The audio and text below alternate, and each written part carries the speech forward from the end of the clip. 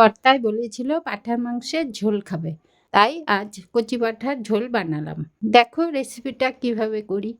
এখানে মাংসটা আমি ধুয়ে রেখেছি। বাটা মশলার জন্য নিচ্ছি পেঁয়াজ, টমেটো, কাঁচা পাকা লঙ্কা, কিছুটা রসুন আর আদা।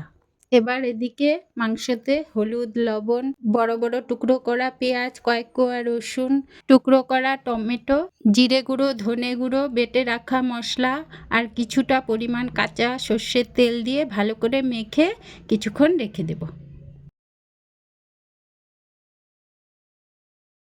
এবার কড়াইয়ে তেল দিয়ে আলু ভেজে তুলে নেব। 1 ঘন্টা পরে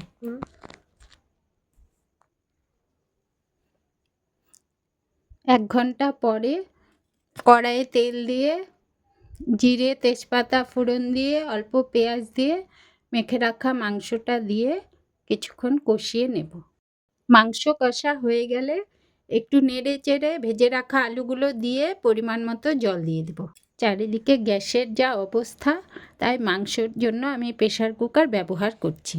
প্রেসারে মাংসটা দেব বলে পেঁয়াজ রসুন সবই তো গলে যাবে, তাই আমি একটু গোটা গোটা পেঁয়াজ খেতে ভালোবাসি, তাই কয়েক টুকরো পেঁয়াজ তুলে রাখলাম। প্রেসার কুকারটা খুলে নামিয়ে রাখা পেঁয়াজগুলো দিয়ে বেটে রাখা গরম মশলা দিয়ে নেড়ে চেড়ে নামিয়ে নিলে রেডি কচি পাঁঠার ঝোল। কচি পাঁঠার ঝোল খেয়ে কর্তামশাই বলল দারুণ হয়েছে।